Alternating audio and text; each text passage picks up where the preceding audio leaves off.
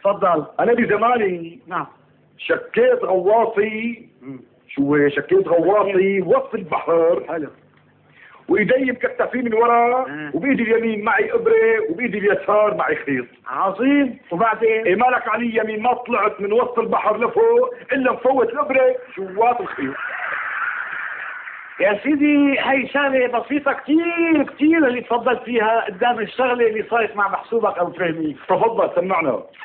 الله يزيد فضلك يا أبو عنتر. أنا بزماني قصيت مقص في نص البحر وكان بإيدي 25 ليرة بفرشق فيه. ايه من غير يمين يا أبو عنتر، من غير يمين.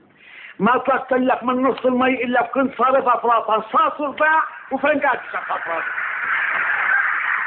ايه بصير يا سيدي الكريم سرعنا هالسنة كوسة، أما طلعت معنا كوساية عجيبة. يا ستار يا ستار، من غير يمين ما تفل عليك يا أبو عنتر، إذا بياكلوا منها كل أهل البلد وبيزيد منها. ومن غير بشر وبتستوي على الهلبة كل ما خاطرها. إيه نعم. الله يرحمك يا والدي. شو بوالدك أخي؟ الله يرحمه. تعرف انه انت لساته والدي عم بيشتغل هلا بسوق النحاسين. ايه صالح. وهلا عم يفصل طنجره قطرها 150 كيلو متر مربع. طنجره قطرها 150 كيلو متر مربع.